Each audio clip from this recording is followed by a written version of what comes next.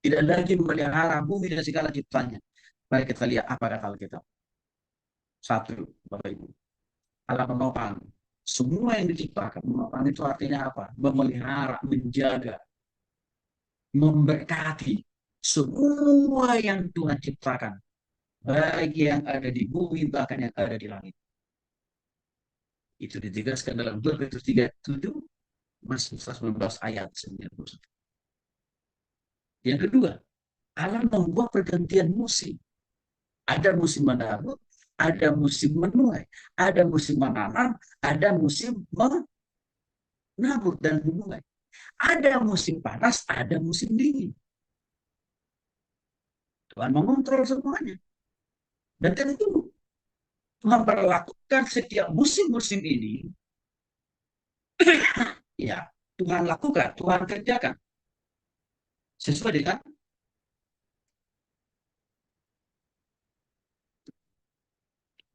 maksud dan tujuan Allah, yaitu apa? Untuk mendatangkan kebaikan. Maka untuk itu Bapak Ibu, kita tidak boleh ngedumel. Sekarang kan kita kan ada di musim hujan kan. Jangan ngedumel terus sama Tuhan. Jangan marah-marah terus sama Tuhan. Karena mungkin seringkali rumah kita kebencian kan gitu. Jangan lupa. Kalau kita hanya di musim hujan dan implikasinya kita harus mengalami yang namanya banjir dan sebagainya. Kita akan melihat di situ Tuhan bekerja. Karena Tuhan yang mengatur. Bulan Desember, ya November 2003 kan kita ada di musim kemarau, panjang banget tuh. Banyak juga orang Kristen yang bergumul dan marah sama Tuhan. Mereka lupa sebenarnya Tuhan yang atur. Karena kalau pada musim itu mungkin kita dalam posisi musim kemarau.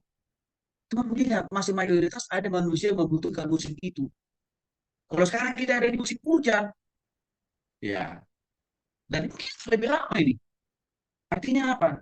Tuhan tahu. Mungkin kita butuh. Dan masih lebih banyak orang lain yang Tuhan tahu lebih butuh musim hujan. Maka bisa begini. Jangan juga lah kita terlalu cepat menyalahkan Tuhan gitu saya. Atas segala sesuatu yang terjadi di dalam kehidupan kita. Atas segala sesuatu yang terjadi di dalam proses pergantian musim sekarang ini maksud saya. Allah menentukan batas-batas laut, daratan. Dicatat dalam Ayub pasal 38 ayat 8 sampai 11 dan juga dalam Yeremia 5 ayat 22. Kenapa ini penting? Nah, coba Bapak bayangin.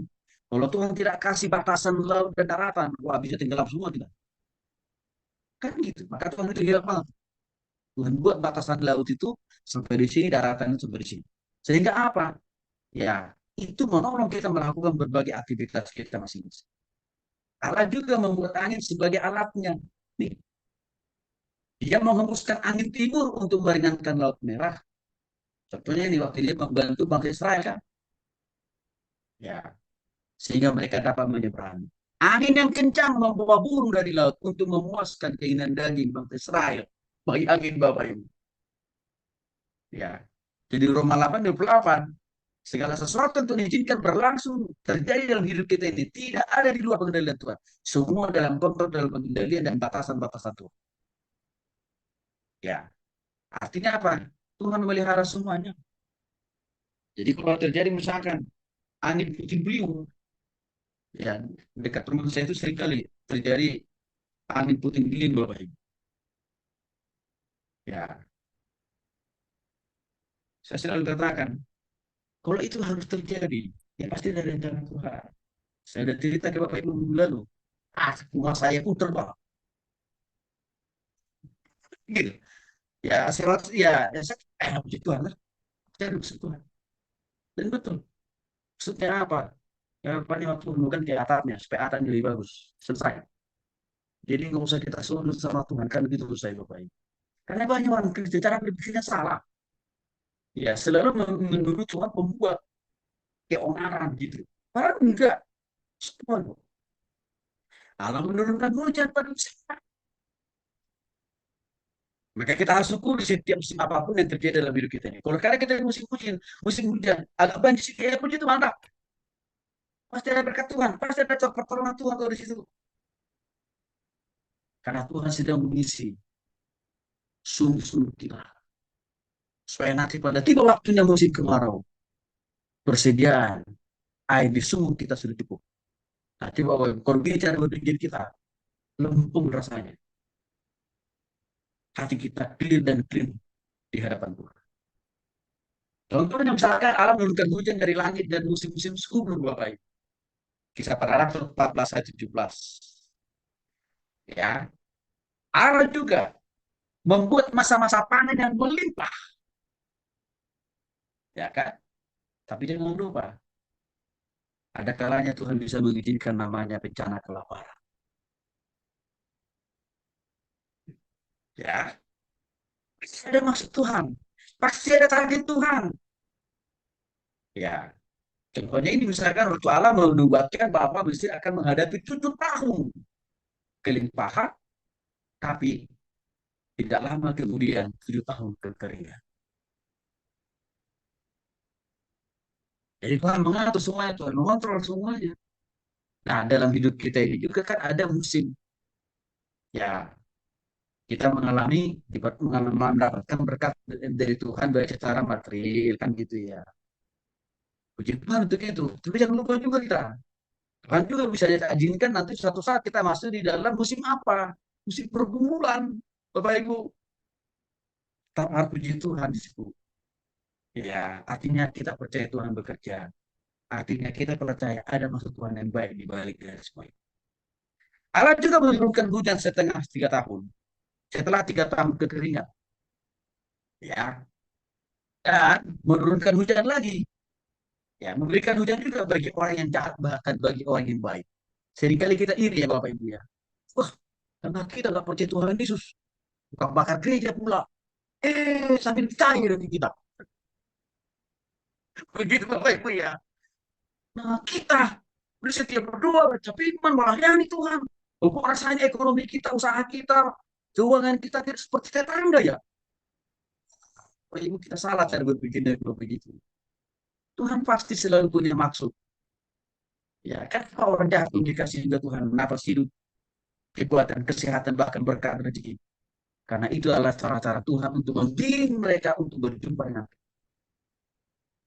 Maka kita yang sudah lebih dulu percaya, kalau kita belum merasakan betul berkat Tuhan yang melimpah secara material, tunggu waktunya Tuhan. Pasti ada bagian kita, ya.